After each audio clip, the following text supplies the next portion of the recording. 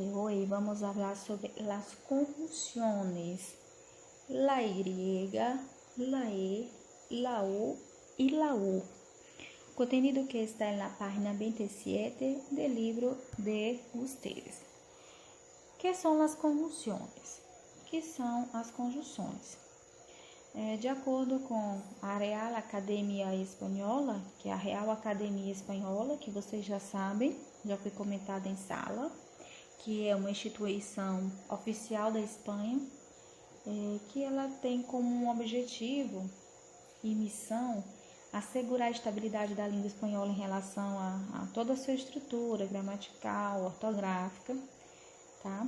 E a Real Academia Espanhola conceitua conjunções como palavras invariáveis que introduzem diversos tipos de orações ou que unem vocábulos ou sequências sintaticamente equivalentes. Palavras que introduzem diversos tipos de orações ou que unem vocábulos ou sequências sintaticamente equivalentes. Aí você me pergunta, o que é esse sintaticamente?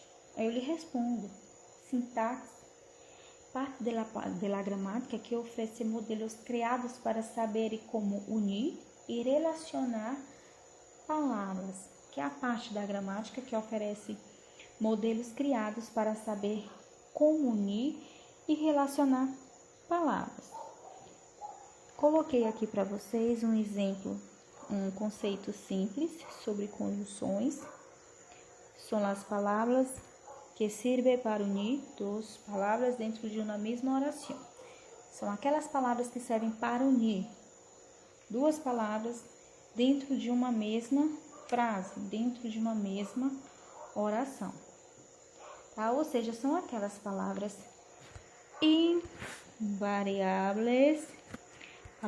invariáveis, que é aquelas palavras que não fazem flexão de gênero, grau ou número. E essas palavras invariáveis que são as conjunções, tá? E elas servem para conectar orações ou dois termos da mesma função sintática. Servem para unir ou relacionar palavras com esses conectivos, para que haja uma melhor compreensão e coesão. Temos aqui dois exemplos com as conjunções. Jorge e Guilherme são amigos. Aqui foi utilizado a conjunção la Y. Segundo exemplo. Elige azul, rosa ou verde. Aqui foi utilizada a conjunção la U.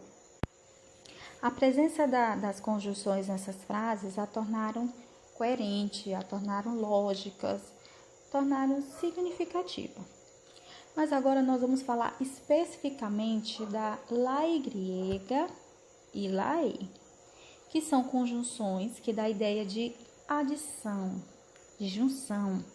Mas em determinadas situações, o la Y tem que ser escrito com la E.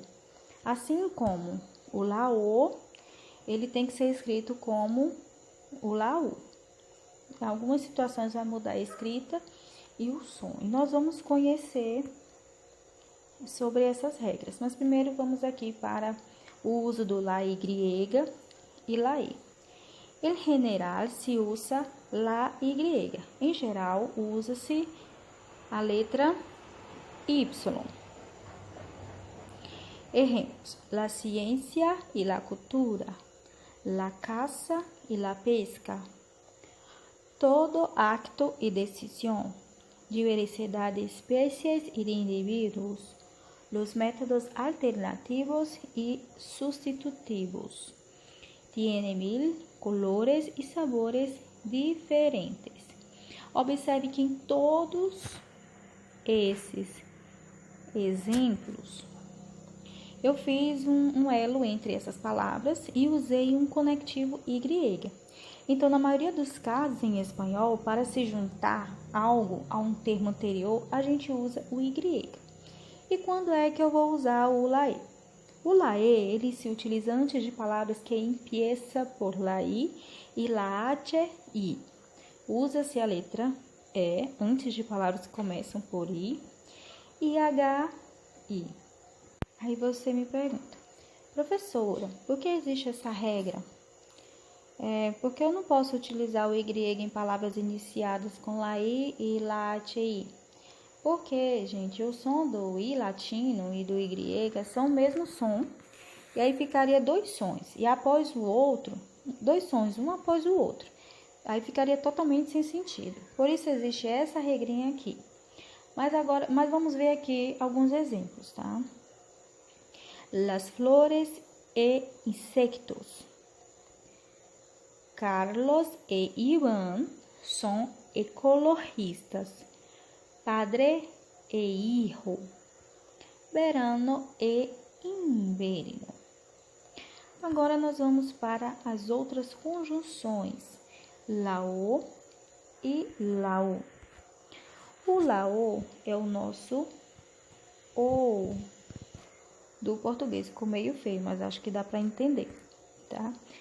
O lao é o nosso O do português.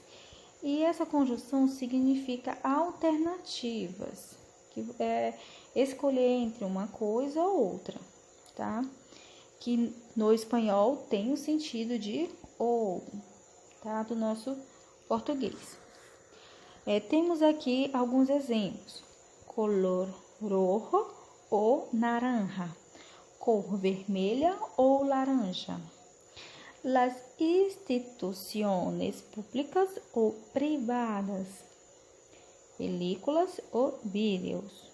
Azul ou verde. Sofrimento físico ou psíquico. Animais enfermos ou heridos. Agora, no caso do lau, vamos utilizar somente quando a palavra começa por lao ou laateo. Segue a mesma regrinha do Y e LAI, que é para evitar a emissão de dois sons iguais em uma sequência de palavras. Na sequência de palavras. Lembrando que o AT, que é o H, ele não tem som. Aí você tem que emitir o som da letra seguinte. Então, HO, que é o AT, LATO, a pronúncia fica O. Por exemplo, a palavra hombre. Hombre, H mudo, segue a sequência da letra seguinte, que é O. Tá? Vamos aqui para o exemplo. Verano u otoño. Un loro u otra mascota. Una débil rama u hoja. Las aves emigran en primavera u otoño. Tá? E essa imagem aqui, ela está no livro de vocês, tá? E é o resumo de tudo que eu falei, tá bom? Então, vamos só revisar aqui rapidinho.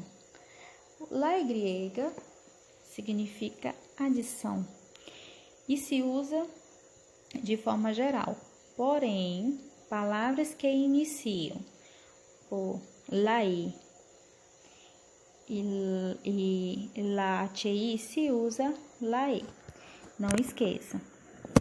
A conjunção LAE, ela é utilizada em palavras que iniciam com LAI ou com LATI, certo? Y las conjunciones o tienen significado de opción, tá?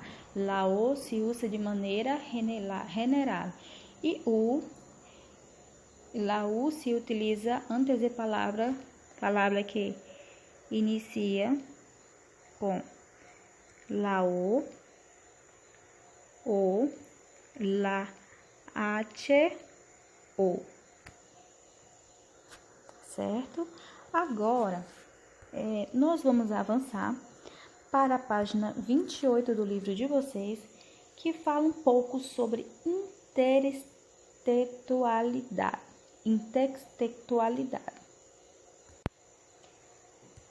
Tem um texto, tem vários textos. Tem texto 1, texto 2, texto 3 e texto 4, que vai aparecer ao decorrer das atividades das páginas que eu vou passar ao final dessa aula. Mas vamos lá eu trouxe aqui para vocês o texto 1, tá? Ele diz assim, ele fala um pouco sobre o conceito de intertextualidade e dá alguns exemplos. Ele diz assim: la intertextualidad es la relación que tiene un texto con otro. Esto quiere decir que es la relación que un texto presenta con los que reconfigura. Por ejemplo, la comparación de algunos textos de Don Quijote de la Mancha de Miguel de Cervantes con los libros de caballerías en el teatro de Lope de Vega o la novela pastoril. Funciona como un diálogo entre discursos anteriores y concomitantes, construyendo un contexto que influye tanto en la producción como en la comprensión de los textos. Ou seja, esse texto trata de intertextualidade. Intertextualidade trata de temas semelhantes ou algo mencionado em um texto em outro. Um texto influencia o outro ou se relacionam entre eles.